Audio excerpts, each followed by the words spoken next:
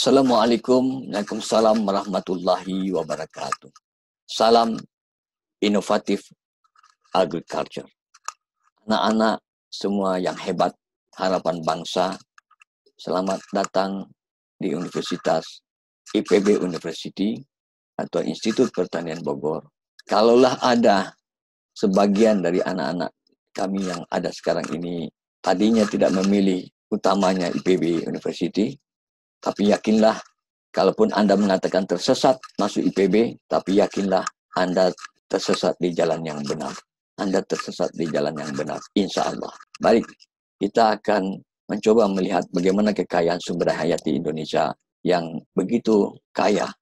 Judul kuliah kita hari ini, Kekayaan Sumber Daya Hayati dan Lingkungan untuk Pembangunan Ekonomi Hijau NKRI, Negara Kesatuan Republik Indonesia. 7 tip mengikuti video conference ini, saya kira Anda bisa baca secara detail, tetapi yang intinya diharapkan mahasiswa berpakaian sopan, ya.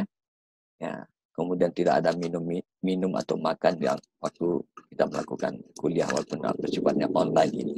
Dan kita harus menjaga suara supaya tidak berisik, ya, tidak terganggu kenyamanan kita dalam kuliah ini. Tujuan pembelajaran learning objektif kita itu menjelaskan dan mendiskusikan tentang makna konseptual dari keanekaragaman hayati, sumber daya hayati, lingkungan, potensi sumber hayati yang tersedia di alam Indonesia, potensi dan prospek pemanfaatan sumber hayati dan lingkungan untuk pangan, energi, farmasi, dan jasa lingkungan untuk pembangunan ekonomi hijau Indonesia. Selain itu juga kita akan mengungkapkan secara ringkas tentang kearifan lokal atau pengetahuan tradisional masyarakat dalam pemanfaatan sumber daya hayati dan lingkungan. Kemudian keharusan kita untuk melakukan pelestarian sumber daya hayati dan lingkungan untuk keberlanjutan kehidupan kita di bumi ini. Tentu learning outcome kita dari turunan dari yang tadi, bahwa ada 7 learning outcome kita. Itu mahasiswa mampu menjelaskan secara singkat makna konseptual keanekaragaman hayati, sumber daya hayati dan lingkungan. Kedua, menjelaskan potensi sumber daya hayati yang tersedia di alam Indonesia. Tentunya secara klasifikasi, secara sistematis, ya walaupun tidak detail tentunya, bisa kita menyampaikannya secara sistematis kekayaan sumber daya hayati kita Indonesia. Ketiga, menjelaskan kelompok dan jenis keanekaragaman hayati terrestrial maupun akuatik. Ya, negara kita adalah negara yang kaya, terrestrial maupun akuatik. 4, menjelaskan potensi dan gambaran pemanfaatan sumber daya hayati dan lingkungan di Indonesia, baik untuk pangan, energi, farmasi, material maupun jasa lingkungan.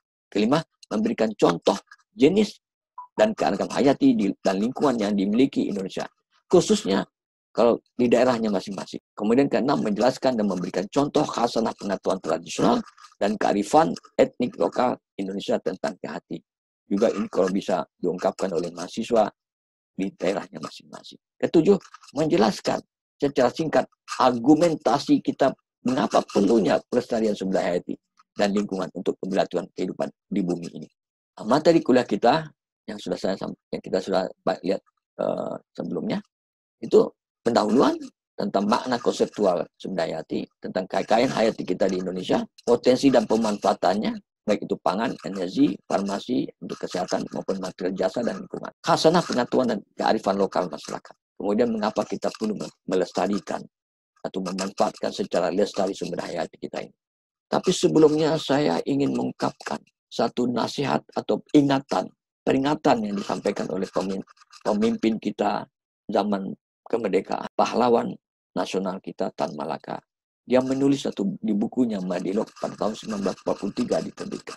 Ini mengingatkan kepada kita, tapi hari ini kita mengalaminya. Dia mengatakan, walaupun Indonesia terkaya sumber daya alamnya di dunia, tetapi selama iptek tidak merdeka, seperti juga politik negaranya, maka kekayaan sumber daya alam Indonesia tidak akan menjadikan penduduknya sejahtera, melainkan semata-mata akan menyusahkannya seperti 350 tahun dijajah Belanda. Jadi, kata beliau, ekonomi, politik, pendidikan, dan iptek itu satu paduan yang tidak bisa dipisah-pisahkan. Merupakan satu terintegrasi.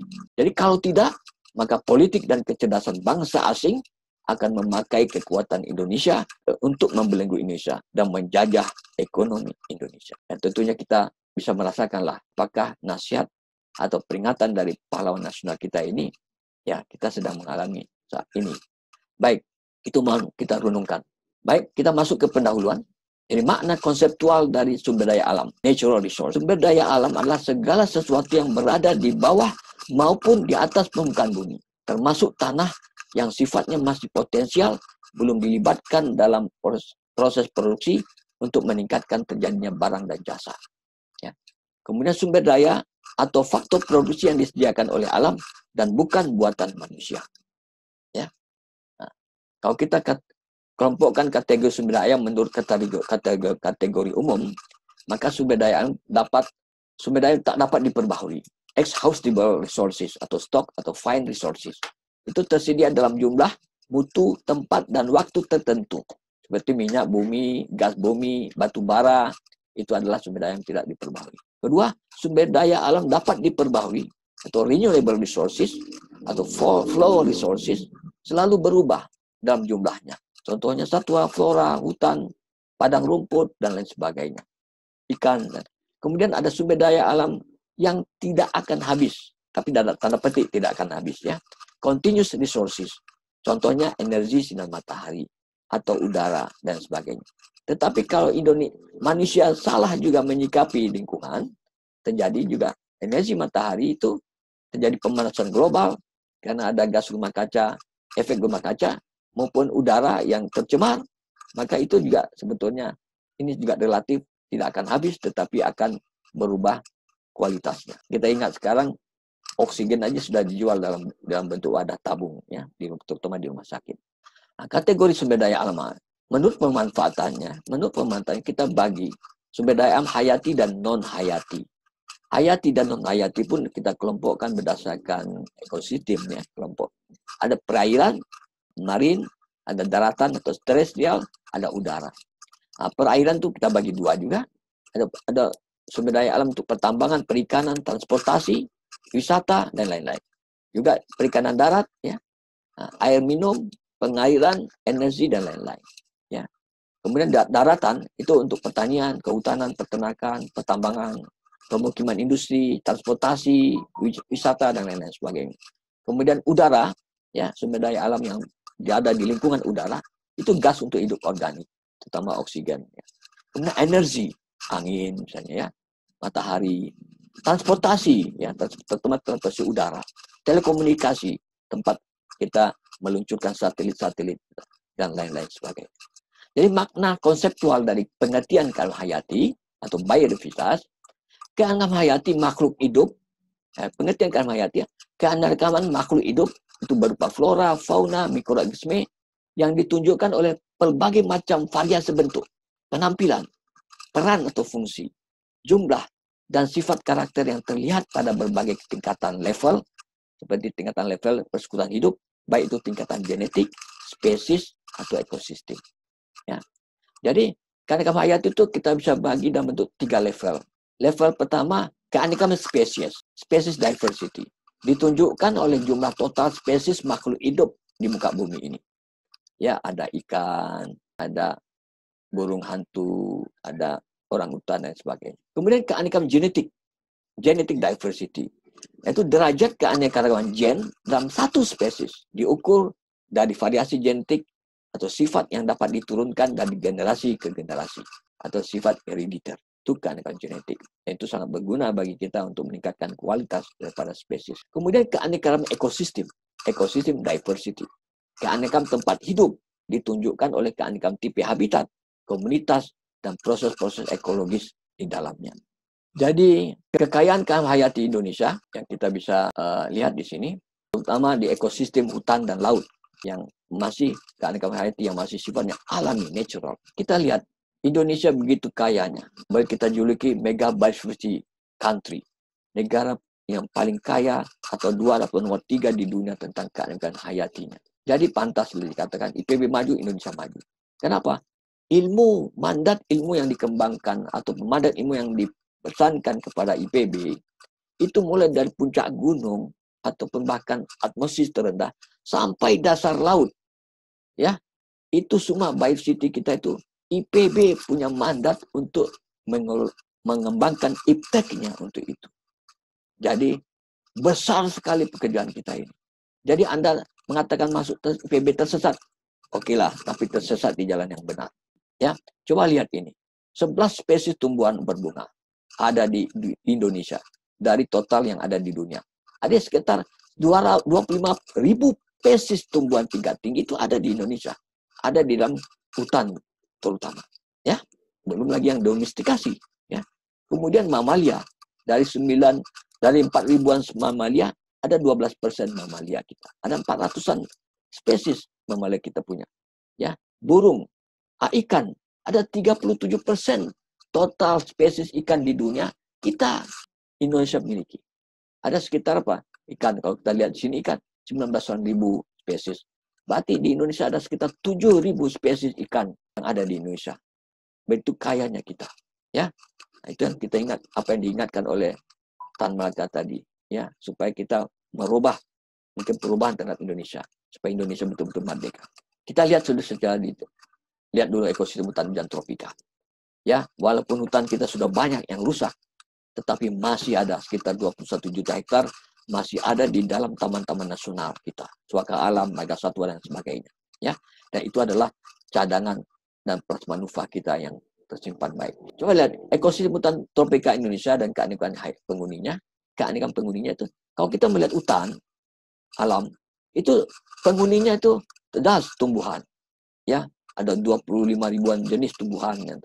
Di dalamnya juga harus kita jangan lupa ada manusia di dalam, ada masyarakat lokal di dalamnya, ya, yang punya banyak kita ceritakan tentang kearifan lokal mereka di situ. Bagaimana kita harus majukan mereka juga. Di dalamnya ada satwa liar, keanekaragaman satwa liar, kemudian mikroba, keanekaragaman mikroba kita, ya, kemudian keanekaragaman jamur, kemudian juga di hutan itu ada sistem daur oksigen dan CO2. Jadi pensuplai oksigen, mendaurkan CO2, memproses fotosintesis, ya. Kemudian di hutan juga ada kandungan-kandungan mineral dari bumi, dari bahan batuan bumi kita ini. Ya, bisa diangkat oleh tumbuhan dan tumbuhan dimakan oleh satwa atau buahnya dimakan oleh manusia. Mineral-mineral pun terkumpul terdapatkan juga untuk kesehatan kita. Dan di dalamnya ada air, ya. Dan hutan adalah pengelola tata air yang tidak bisa digantikan oleh fungsi-fungsi lain. Kita lihat di sini, ya, contoh keanekaragaman hayati spesies flora dan fauna Indonesia. Ini baru contoh sebagian kecil. Ini juga kita ambil contoh bagaimana keanekaragaman tumbuhan palma, ya, sebagian besar adalah pangan Indonesia. Ya, kita perhatikan di sini sagu, ya, kemudian aren, ya, kemudian kelapa, kemudian lontar, salak, ya, rotan pun ada jadi makanan tuh, umbut-umbut rotan. Kemudian pinang, ya, tradisi makan sirih. Kemudian yang eksotik kita kelapa sawit dan pinang merah. Serang ini keanekaragaman alam kita yang sebagian besar berpotensi atau sudah dimanfaatkan sebagai sumber pangan karbohidrat. Terutama nanti kita akan lihat sedikit tentang sagu. Ya. Nah, contoh keanekaragaman spesies jamur. Ini satu pulau aja kita ambil. Pulau kecil Wawonii di Sulawesi Tenggara. Keanekaragaman jamurnya sudah teridentifikasi oleh LIPI ada sekian. Ya. Nah, ini perlu kita teliti bagaimana bioperspektifnya untuk bisa kita manfaatkan bagi kesejahteraan manusia. Ya, bukan kita lestarikan, kita lindungi saja, tapi harus kita manfaatkan secara berkelanjutan. Contohnya dia profil keanekaragaman hayati perairan. Ya, saya ambil contoh saja. Ya, soal ikan sidat. Ya, nah, ikan sidat ini seluruh dunia ini ada sekitar 22 spesies. 8 spesies, ya, di antaranya ada di Indonesia. Tahu ikan sidat? Ya, ikan yang sangat mahal harganya, yang nutrisinya sangat bagus kualitas, yang rasanya sangat enak. Nah, ini di IPB kita punya pakar di situ, Profesor Ridwan, ya, sehingga kita perlu menindaklanjuti pengembangan sidat ini sebagai komoditi unggulan Indonesia. Ya, ini contoh, baru satu contoh ikan sidat, belum lagi jenis ikan yang lainnya. Nah, kemudian ini contoh ikan, spesies ikan kita. Begitu banyak ikan di laut, ya, udang krustase, ya, ada di sini jenis ada ketam, kepiting, ya, seperti lobster, rajungan, ya. Dari 7.000 spesies ikan dan 1.700 spesies krustase yang masuk kelompok udang, kepiting, ada 310 spesies yang punya nilai ekonomi yang sudah kita ketahui. Yang lainnya bukan tidak punya nilai ekonomi, tapi berpotensi nilai ekonomi paling tidak untuk obat-obatan, ya. Nah, kita kenal udang niaga, lobster. Ya, ini potensi laut kita sebagian saja yang kita ungkapkan di sini. Ya. Nah, kita bergerak lagi dari keanekaragaman spesies, kita pindah ke keanekaragaman genetik. Dari spesies kita ke keanekaragaman genetik. Jadi keanekaragaman genetik itu adalah keanekaragaman yang ditunjukkan dalam satu spesies. Ya. Nah, contohnya bunga ros. Ini beraneka ragam warna. Ini ditunjukkan. Ini adalah tentu adalah hasil daripada keanekaragaman genetik dari bunga ros. Begitu juga ikan, ayam ya, ayam. Ayam berbagai bentuk, morfologi, bulu berwarna-warni, ya, berat, ukuran segala macam, tapi dia tetap ayam, ya. Maka keanekaragaman genetik dari ayam ini tersimpan banyak di masing-masing populasi, ya. Dan ini satu potensi kita ke depan bagaimana untuk kegiatan-kegiatan pemuliaan untuk menghasilkan produk-produk yang unggul, ya. Dan itu di IPB namanya kita bioteknologi. Kemudian ketiga kita beranjak ke keanekaragaman ekosistem. Dari spesies, keanekaragaman genetik, keanekaragaman ekosistem. Keanekaragaman ekosistem kita bisa bagi secara besarnya ekosistem alam dan ekosistem buatan. Ekosistem alam itu contohnya hutan alam, seperti taman nasional, masuk ke Taman Nasional Gunung Salak misalnya, Halimun, atau Taman Nasional Ujung Kulon, atau hutan, itu ekosistem alam. Begitu juga di perairan laut. Begitu juga hutan mangrove yang belum tersentuh oleh aktivitas manusia yang dirubah gitu. Nah, kemudian ekosistem buatan. Ini contohnya ekosistem waduk. Ini ada buatan man-made forest. Man-made ada buatan manusia walaupun mengikuti kaidah-kaidah alam secara ekologi harus kita ikuti. Kemudian juga contohnya persawahan, ya. Dan itu adalah ekosistem alam yang sudah kita rubah sesuai dengan kepentingan kita. Dan ini yang terakhir ekosistem kelapa sawit, ya, dari yang dibuat untuk menghasilkan minyak sawit. Ya. Kemudian, apa itu pengertian lingkungan? Nah, pengertian lingkungan itu jumlah keseluruhan dari kondisi eksternal di sekitar organisme, komunitas, atau suatu objek yang berada. Jadi jumlah keseluruhan dari kondisi eksternal di sekitar organisme, komunitas, atau suatu objek berada. Jadi lingkungan bukanlah istilah eksklusif, ya. Jadi organisme dapat dan biasanya merupakan bagian dari lingkungan organisme lain. Ya. Jadi itu pengertian dari lingkungan. Kita ambil dari Dictionary of Ecology and Environmental Science. Nah, kan kita beranjak bagaimana kita melihat potensi dan pemanfaatan keanekaragaman hayati Indonesia ini. Bagaimana manfaatnya untuk pangan, energi, farmasi, material, dan jasa lingkungan. Kalau kita perhatikan ini kan semua hajat hidup orang banyak. Ya. Jadi IPB itu besar sekali mandat keilmuan dan ipteknya untuk kemajuan bangsa Indonesia. Jadi IPB maju, Indonesia maju. IPB ditelantarkan, maka Indonesia akan ya begini-begini saja. Jadi perlu politik para pemerintah kita ini paham betul tentang makna Bung Karno mendirikan Institut Pertanian Bogor. Bahwa ini hajat hidup orang banyak, hajat hidup banyak, hidup matinya bangsa. Kenapa? Karena IPB punya mandat untuk pengembangan pangan, energi terbarukan, farmasi, dan mati luas, material, dan jasa lingkungan. Itu mari kita lihat. Contohnya keanekaragaman pangan pokok Indonesia. Kita lihat di sini. Pangan pokok Indonesia itu sebetulnya dari dulu, sejak dahulu kala itu sebetulnya bukan nasi. Kalau kita lihat dari relief candi itu Borobudur, itu ternyata palam-palaman itu makanan pokok kita, terutama dari sagu dan aren. Ya, maka potensi sagu kita hari ini sangat besar sekali yang belum kita manfaatkan. Ya, nah, kemudian ya kita punya jagung, walaupun itu tanaman bukan asli kita, tapi banyak tempat-tempat yang cocok ditanam jagung. Padi juga, ubi kayu juga, talasan itu adalah asli kita, ubi jalar asli kita. Ini semua sumber-sumber karbohidrat yang jadi pangan pokok kita yang harus kita kembangkan secara baik sekali. Tidak boleh kita sekarang fokus dengan padi saja. Kita harus diversifikasi pangan pokok kita sesuai dengan wilayah masing-masing, potensi wilayah masing-masing yang ada. Oke, ini contohnya pangan dan sagu kita. Sejak dahulu kala, sejak Marco Polo berapa tahun abad yang lalu ya, itu mengelilingi dunia sampai di Aceh. Marco Polo terkesima melihat masyarakat lokalnya mengolah sagu, ya, menjadi tepung, menjadi makanan. Dan sempat Marco Polo mencoba membuat roti. Ya. sehingga dia memberikan catatan di tulisannya itu tentang sagu.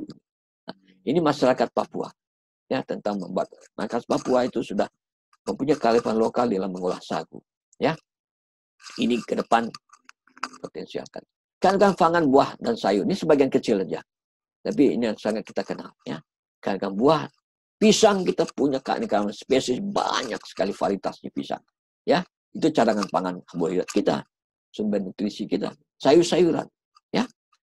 Jadi kalau Indonesia kelaparan itu bukan salah alamnya, tapi salah kita manusia. Atau mungkin salah kita tidak berbuat adil, bekerja keras untuk mengelola dengan baik. Ya. Nah, ini biodiversitas sumber protein hewani kita. Ya, ini contoh aja, Bang. Ada kambing, ada sapi, ya, ada ayam kampung, ada belut. Belut sudah mulai hilang sekarang. Pada belut ini nutrisinya tinggi juga, ya, hampir dengan kualitas sebetulnya dengan, ya, kalau kita lihat di sidat, ya, ini belut. Ya.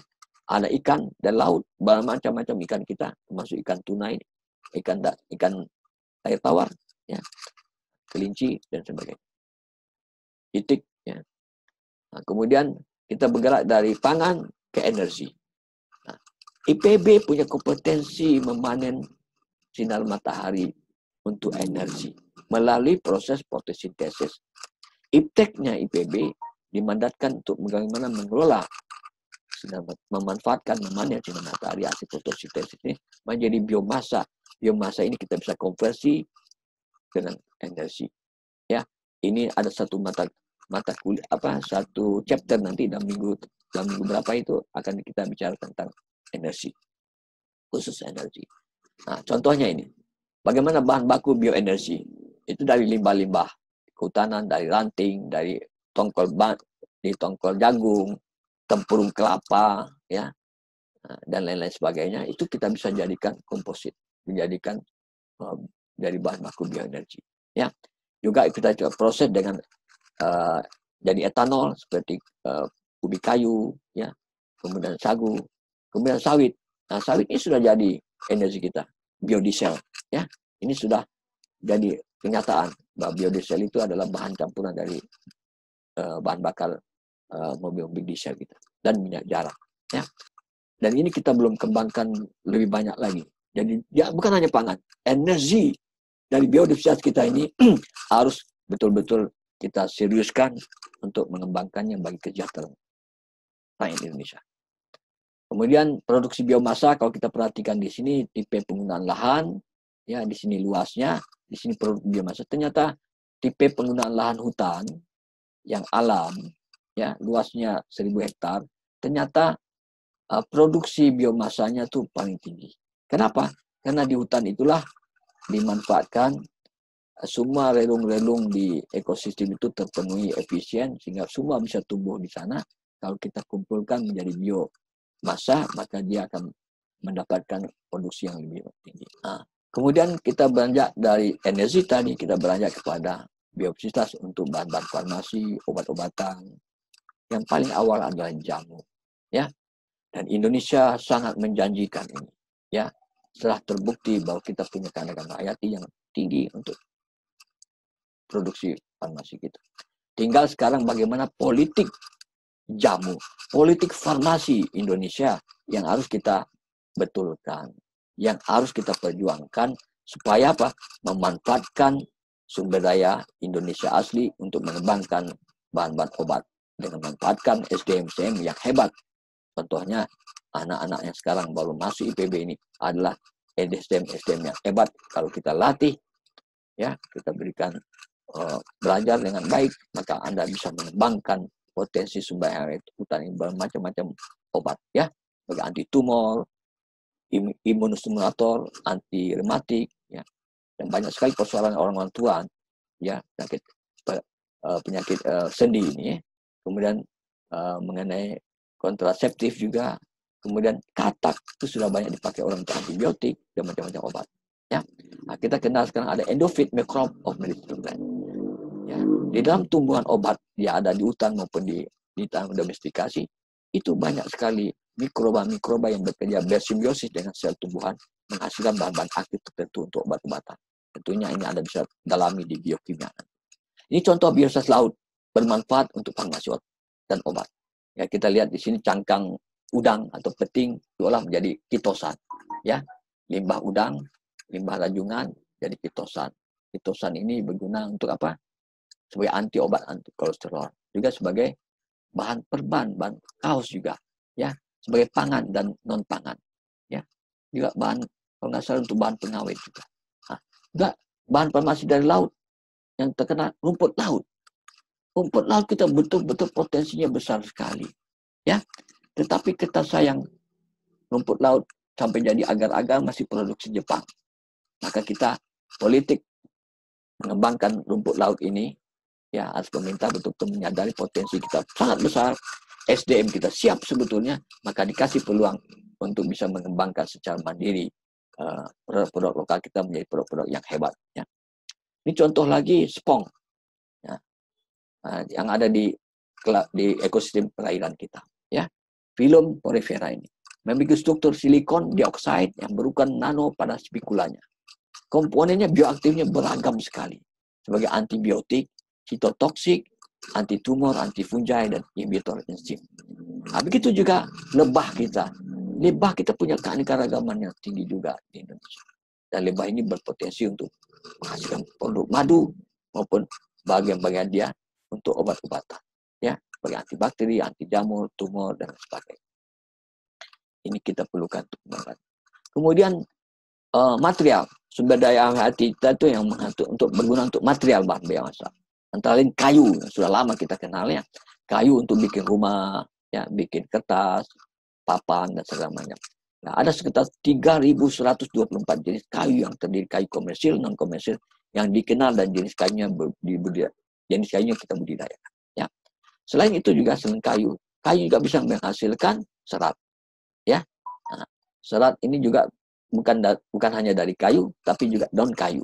Ya, seperti dari kapuk, ya, pohon kapuk buahnya kita jadikan serat, kapas, kenaf, ya, rami, sisal, abaka maupun bambu. Itu semua bisa kita bikin serat-serat yang halus, diantaranya untuk berguna untuk bahan tekstil. Ya, serat-serat alam telah dimanfaatkan untuk bahan tekstil, bahan tali, bahan kerajinan, bahan kertas, bahan konstruksi bangunan, ya, bahan komponen otomotif, mulai dari mobil-mobil mewah sampai pesawat terbang, ya, ini sampai bikin helm, ya, IPB bisa dari bahan seratnya kelapa sawit. Jadi ini potensial masih banyak yang kita tidak kembangkan, belum kita kembangkan. Ya. Kemudian jasa lingkungan.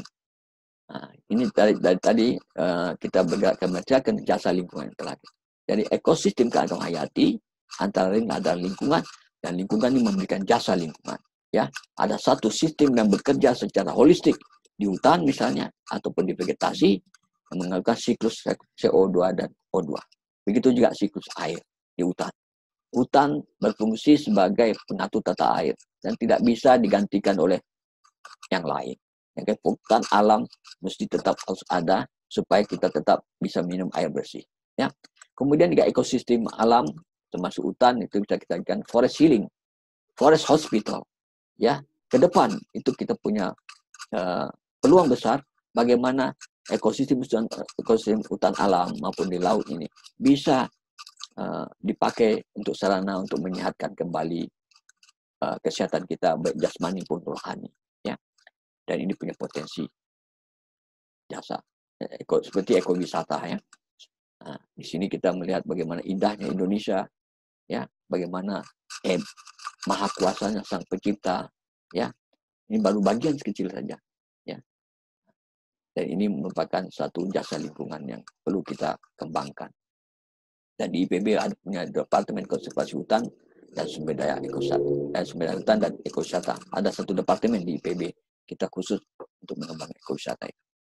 Baik, keempat kita melihat bagaimana tinjauan singkat pengetahuan tradisional kearifan lokal Indonesia tentang keanekaragaman hayati. Ini penting, ya, jangan kita abaikan. Maka kearifan lokal, pengetahuan lokal masyarakat itu, dari situlah kita belajar bagaimana mengetahui manfaat dari setiap spesies yang ada sekarang ini. Jadi kita banyak belajar dari masyarakat lokal. Karena masyarakat lokal itu, dia bertungkus lumus, hidup hari-hari di dalam ekosistem itu. apakah isu sultan ataupun di ekosistem perairan. Dan dia berinteraksi dengan sumber daya alam itu. Apa yang bisa diberikan makanan, yang bikin bahan rumah, bikin pakaian, ya, bikin obat, ya, bikin racun untuk menangkap hewan buruan, dan lain sebagainya. Nah, kita belajar dari masyarakat itu. Dan itu aset Indonesia. Jangan kita abaikan itu. Dan itu adalah aset Indonesia yang sangat nilainya tidak terharga. Ya. Dan ini selama pernah kita dibully, wah kampungan lu, kampungan. Akhirnya kita hilangkan itu semua. Ya, orang kampung itu adalah sumber pengetahuan kita, sumber pengetahuan baru malah juga. Ya, nah sekarang bagaimana perguruan tinggi yang mengembangkan iptek ini mendukung pengetahuan lokal itu sehingga menjadi satu pengetahuan yang modern hari ini, tapi tetap bahan bakunya adalah local resources. Ya, kita boleh impor iptek, tapi kita tidak boleh impor bahan bakunya. Ya, itu yang dipesankan oleh Tan Malaka waktu itu. Bahan baku kita banyak dan itu jadi perebutan dunia hari ini. Ya, sejak zaman dulu sampai hari ini. Harus kita betul-betul sadar itu, ya. Nah, contoh kearifan lokal masyarakat tradisional di Papua tentang bagaimana mereka memanfaatkan buah merah, ya, untuk kesehatan, untuk pangan. Mereka anak-anak Papua makan umbut sagu untuk memberi karbohidratnya, ya. Kemudian ibu-ibu di Jawa mengembangkan jamu, ya. Bali mungkin acara adatnya dengan menyajikan buah-buahan. Di Jawa Timur juga ada memanen kedaung di hutan. Nah, coba lihat gini, pengetahuan tradisional masyarakat di dalam membawa bebannya dari hutan. Apakah mereka yang meniru atau kita yang meniru? Tentu pasti kita yang meniru, sehingga kita buat ransel, inspirasinya dari mereka. Artinya mereka sudah punya pengetahuan teknologi yang tidak kalah dengan kita sebetulnya, ya. Dan itu perlu kita lestarikan dan kita kembangkan. Nah, yang kelima, bagaimana kita perlu melestarikan ke hati itu untuk keberlanjutan hidup di bumi ini. Ada 3 argumen, ya. Argumen sosial ekonomi budaya, argumen ekologis, argumen etik moral. Argumen sosial ekonomi budaya adalah sumber daya alam hayati sebagai komoditas sosial ya, sosial ekonomi budaya yang diperlukan untuk memenuhi kebutuhan hidup umat manusia secara berkelanjutan. Maka kita perlu lestarikan supaya bisa kita manfaatkan secara berkelanjutan.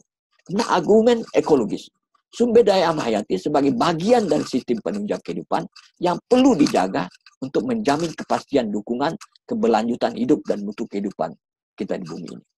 Sedangkan yang ketiga, argumen etik dan moral. Nah, sumber daya alam hayati sebagai ciptaan Tuhan yang wajib dijaga eksistensinya. Karena manusia adalah wakil Tuhan, pemimpin, wakil Tuhan, khalifah. Sehingga makhluk yang beradab, manusia itu, dan berbudaya. Jadi adanya hidup dari semua makhluk hidup atas permukaan bumi ini, ya, adanya hak hidup dari semua makhluk hidup di atas permukaan ini adalah ada di tangan manusia sebagai khalifah, sebagai pemimpin, wakil Tuhan di muka bumi ini. Ya, baik. Kemudian kita sudah melakukan aksi konservasi. Nenek-nenek atau bapak-bapak tua-tua kita, pendahulu kita sudah melakukan aksi konservasi dengan banyak yang sudah dikerjakan. Ya, antara lain sudah mengelola kawasan-kawasan konservasi, kawasan-kawasan hutan alam maupun perairan kelautan yang alamnya kita konserv, kita lindungi, tidak boleh dibuka, tidak boleh dilakukan aksi-aksi kegiatan-kegiatan yang merusak.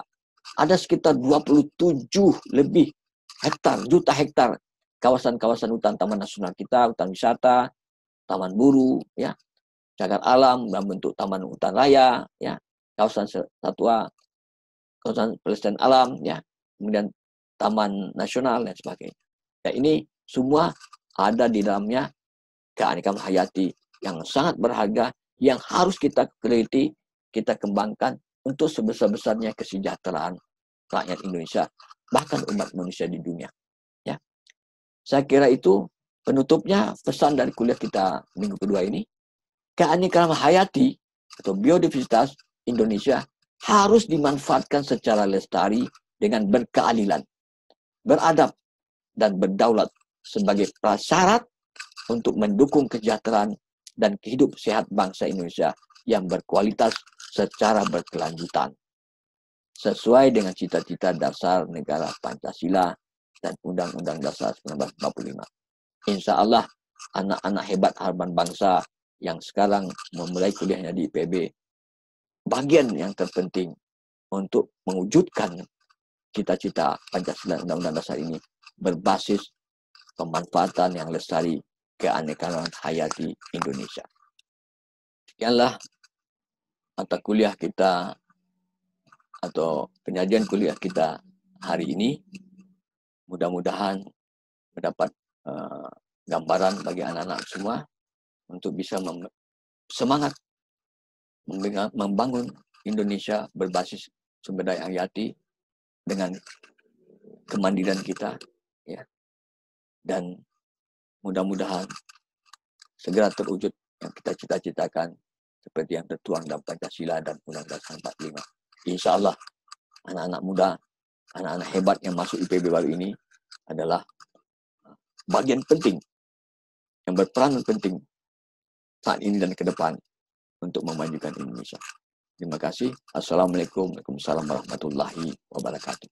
Salam inovatif agriculture. Indonesia is one of the largest archipelagic countries in the world, with more than 17,000 islands that spread over an area of more than 2 million kilometer squares. Indonesia is host to several unique ecosystems containing a large number of diverse species. At least 10% of the world's flowering species, which counts to over 25,000 species, flourish in Indonesia.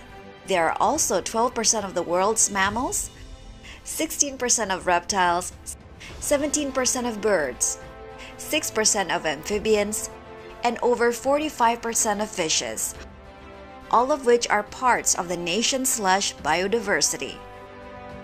In order to preserve its biodiversity, which also contributes hugely to the world, Indonesia has taken significant steps in accordance to the national and global target on biodiversity framework. The government has allocated more than 500 units of protected areas spread throughout the country, with the total coverage area of 22 million hectares terrestrial and 20 million marine protected area. Because of its uniqueness and universal values, 6 protected areas are recognized as World Heritage Sites, 16 Biosphere Reserves, 7 Ramsar Sites, and 7 ASEAN Heritage Sites. Many studies and researches has also been conducted to identify plants and animals to assess their potential uses for medicine, food, energy, and biocontrol for chemical hazard.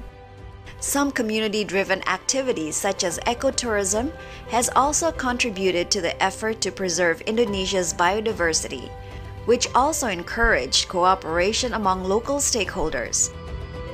The results are heartening. By 2019, Indonesia has been able to increase the population of endemic and priority species. Communities have also enjoyed benefits from this improved environment through ecotourism, environmental services, and other significant conditions, which contribute to their quality of life as a whole. There is little doubt that Indonesia's vast biodiversity plays a hugely significant role in reducing the impacts of climate change.